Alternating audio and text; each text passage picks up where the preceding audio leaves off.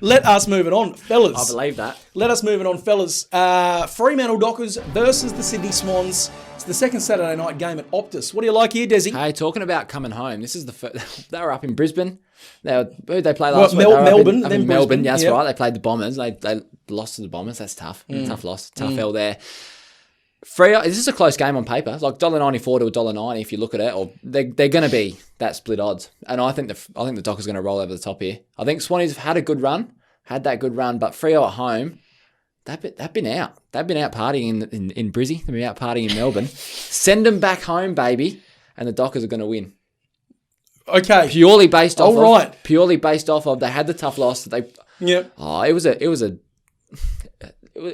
coin flip game, really, the Essendon Freo game. Like, when you watch the game, coin flip game, anyone could have won. They're going to have a sour taste. And at home, I think it's going to get them across the line. Interestingly, Fremantle had more scoring shots than Essendon in that game and still lost.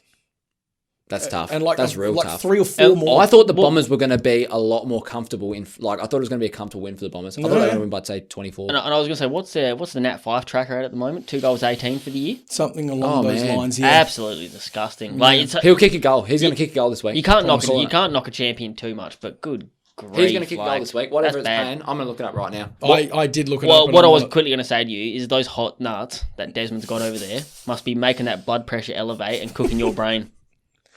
Big time.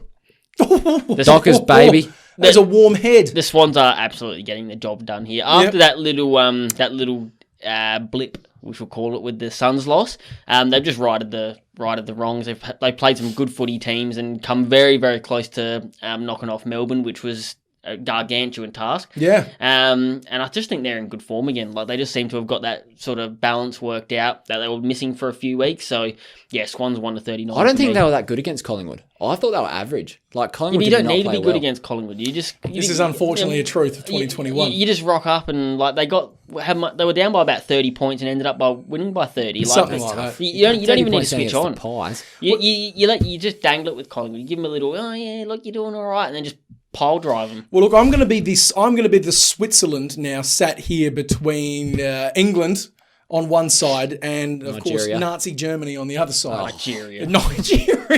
You don't know a thing about that. Classically, the English have been at war with the Nigerians forever. They hate them. And vice versa, they hate them. Look, I've gone Freo 1-39 here. There's a few things leaning it for me. I think Freo were going to take some real heart away from some gutsy losses, and I don't hate to say gutsy losses and be that guy. But they were. They were on the road. They're a gutsy team. Well, they're just a workman team. Do you know what I mean? But they've been on the road for 5 weeks straight, tough, something like that.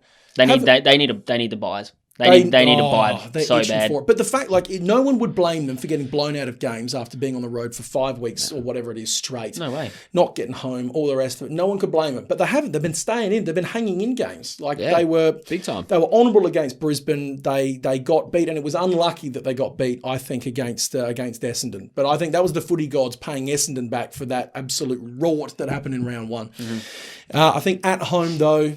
Just quietly as well, Rory Lobb robbed. Oh, God, yeah. Robbed of a mark. You see that? Yeah. I didn't see it, no. Disgraceful. Absolutely. Yeah. Just the umpiring over the course of the whole round. I don't want to get off this topic too long, but the umpiring this round was the worst it has ever been.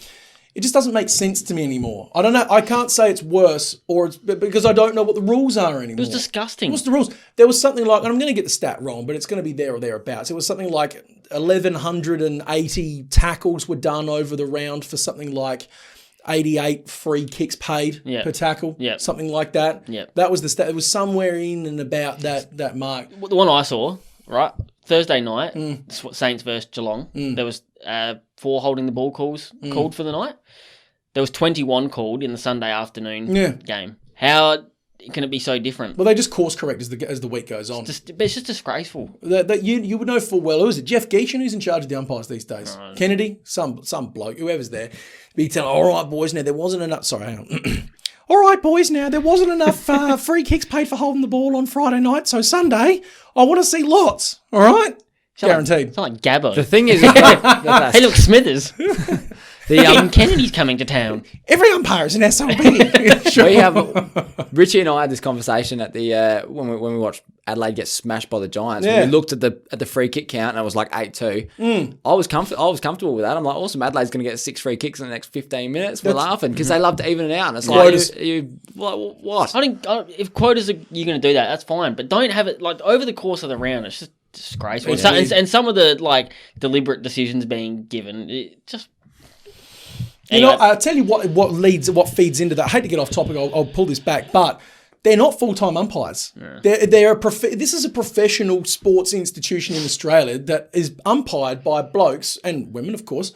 This is not for their full-time job. This is the side hustle for them. They all have other jobs that they do, and they just train like twice a week. I don't know what they do, just 100-metre sprints running backwards, throw a few balls, throw a few balls. Respect the running. Giant quads, and then go home. And then umpire. No wonder the discrepancy is humongous. But no. So anyway, Freo, football, Freo Swans? I'm actually tipping Freo. Right. It's at home. I genuinely think Fife gets this done. I reckon he goes bang. I reckon he kicks 2 goals. $1.67 is 1 goal. Too easy for that one. Sydney, I don't know. I didn't take much heart over that win over Collingwood, to be honest. I see exactly what you're saying. I see what you're saying, but I thought, how impressive is it to beat Collingwood? Because Collingwood was right up to their necks, even about halfway through that second quarter, and then fell over. Big time. As much as Sydney needed to then win it from there, and they did, Collingwood beat themselves, and it was very, very evident to see. So I don't know. I can't really buy into that as being a big Sydney win. But what I can buy into is this multi that I've got. Now, I've gone a bit stupid with this one. So Nat Fyfe, anytime goal. Your mate Slobby Lobby, anytime goal. He's played 3 games in a row now. He's come back from injury. Yeah, he's looking good. He's kicked about 1 goal too. 1 goal 2 in every single game.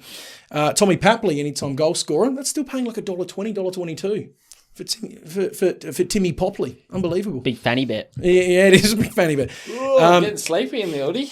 Jim, sleepy in the Audi. That is borderline sexual. I don't like it. James Aish, 15 touches, and you could just take all that by itself, and that's paying about $8, those 4, just by himself. But if you want to get actual spicy McChicken burger on it, I like spice. You can chuck in Jake Lloyd, Luke Parker, Callum Mills, 25 touches, all of them, and that pumps it up to $16.75. Oh. The only other one I like in that game is Gus Brayshaw, 30+. Yeah, he's coming. Sorry, not Gus. Andrew. Drew Brayshaw. He's just been dominating. 30+, $1.67. Drew Barrymore. And Swans aren't tagging at the moment. Drew Barrymore, 30+. Drew Barrymore is going to have 30 touches. Delicious. We love that.